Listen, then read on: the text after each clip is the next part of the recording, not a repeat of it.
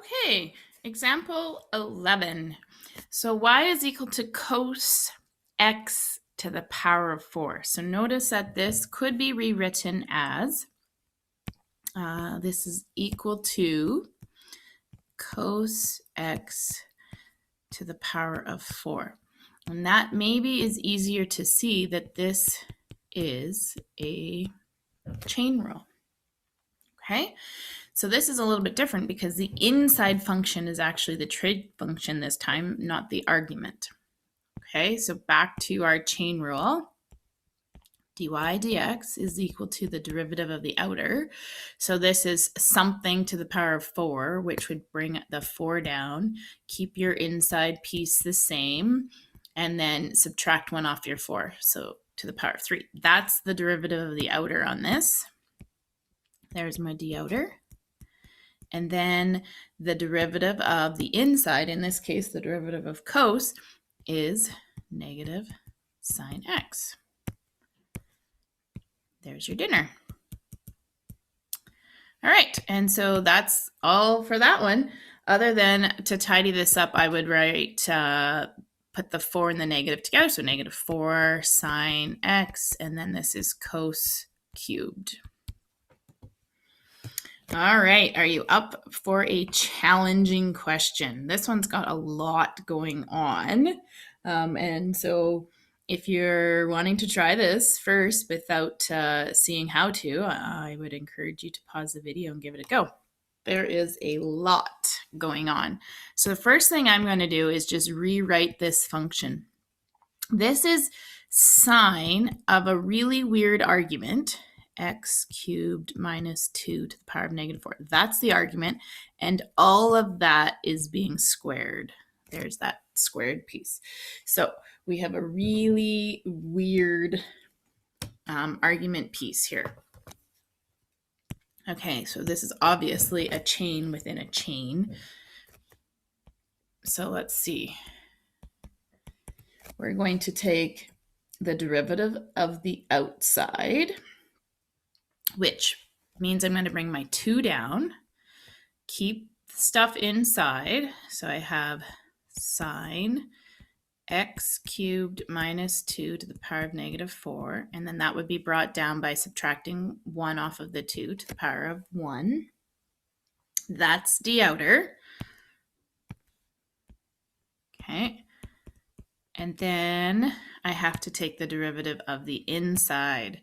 So this is my inside, but notice my argument has a lot going on. He's going to need a chain as well. Okay, so here I go with my derivative of my inside.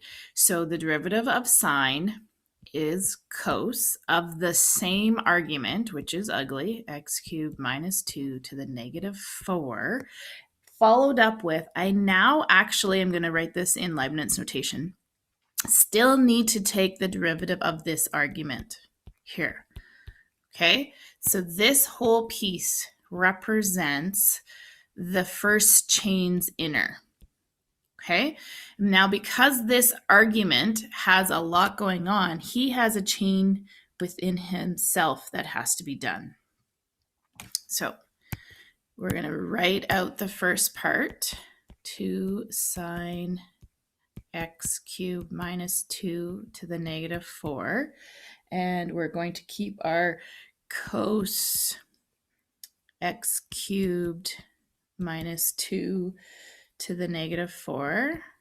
That part's all done. It's calculus. And then right now we are taking the derivative of the argument piece. This part had its own chain that we have to take the derivative of.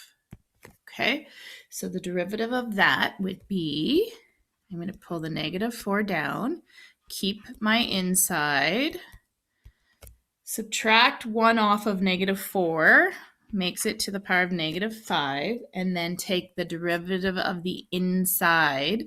So the derivative of x cubed minus 2 is 3x squared. Ugh, that is ugly. So he had his own d outer, d inner. Okay. what could we do with this ugliness? All right, so ugly as it is, maybe you can see that these guys have the same argument right here. And then we have a 2, this whole thing is actually an identity. This is 2 sine A cos A. And 2 sine A cos A is actually equal to sine 2A on our identity sheet. So we could consider tidying this up using that identity. And this would be then equal to sine times, sine of, its argument would be 2a. So 2 times his argument, x cubed minus 2 to the negative 4. And then we still have this last ugly piece at the back. Negative 4 times 3 is negative 12. X squared multiplied by x cubed minus 2 to the negative 5. And really, the only other thing you might decide to do is to put that x cubed minus 2 to the negative 5 on the bottom. I wouldn't put the sine one because the sign itself is not. It's just its argument is to the power of negative 4. So I could possibly decide to write this. This is kind of an or statement with, I'll reorder this, the negative 12x squared multiplied by sine 2. I guess you could make this be a fraction right here if you wished.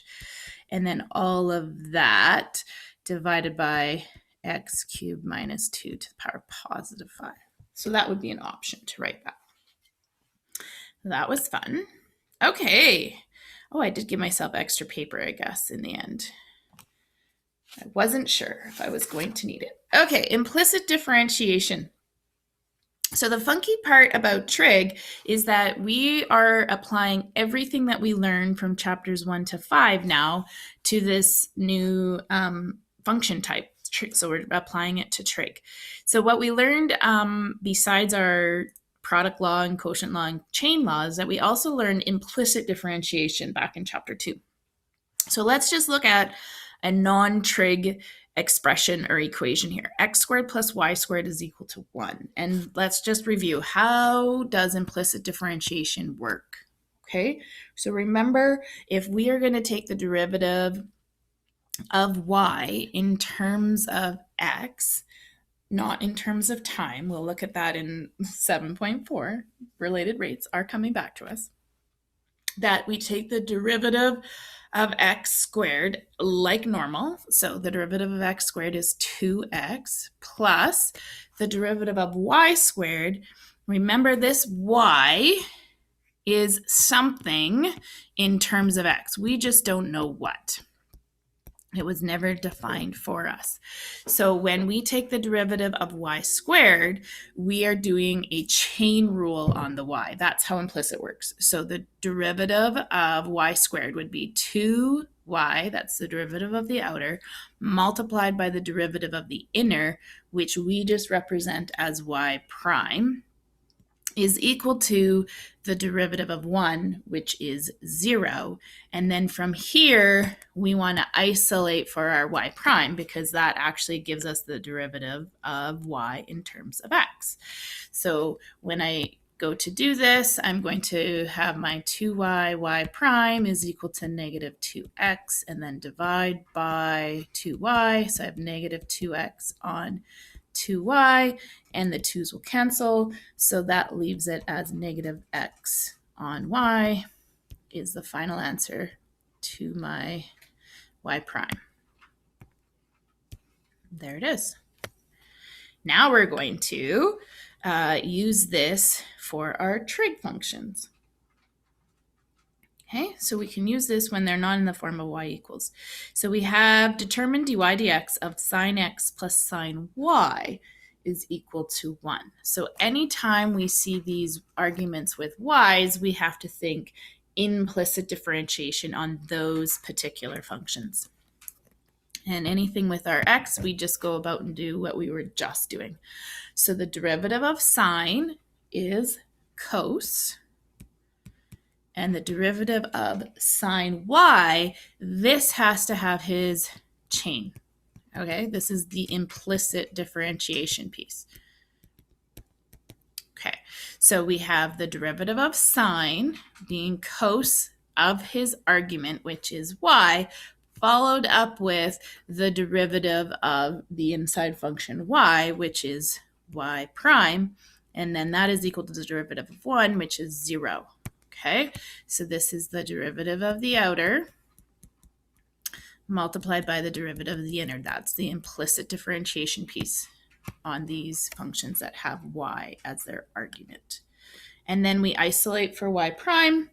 So we have that cos y times y prime is equal to negative cos x. And so y prime would be equal to negative cos x on cos y. And please do not cancel the coses and say that this is equal to negative x on y. That is illegal. Just had to throw that in there once in one of my lessons. That is illegal. Do not do it. Okay, cos is meaningless without its argument, which means you cannot cancel it unless it's exactly the same.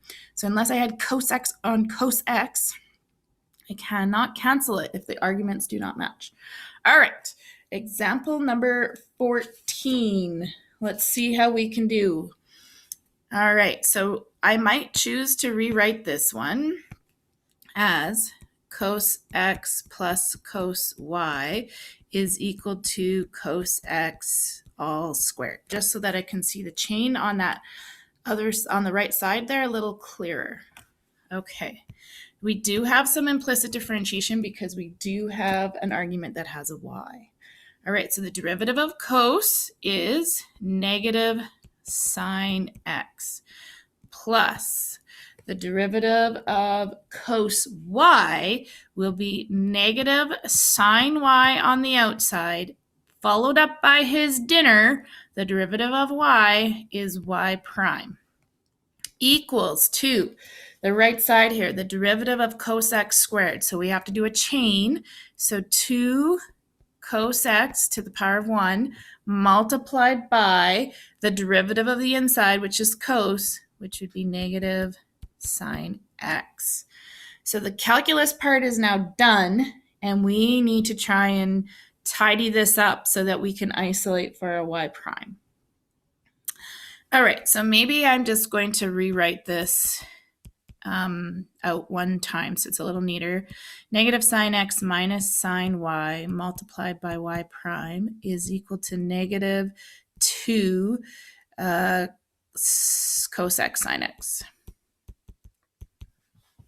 Okay, and I see that I have a negatives on all of these. So maybe what I'm going to do is actually just divide out the negative 1 and make everything be positive.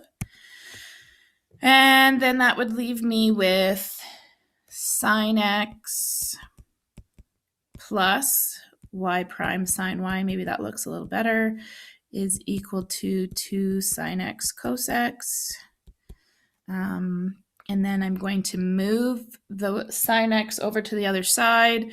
So I have y prime sine y is equal to 2 sine x cos x, subtract sine x, and then I'm going to divide the sine y.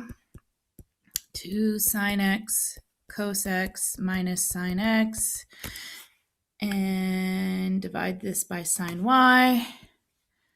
And in fact, you have a choice here. You could factor out a sine x in the numerator, or you could see that that's an identity right here, and maybe you go with the identity. In lots of cases for trig, we actually go with the identity first, and then if we can't, we factor.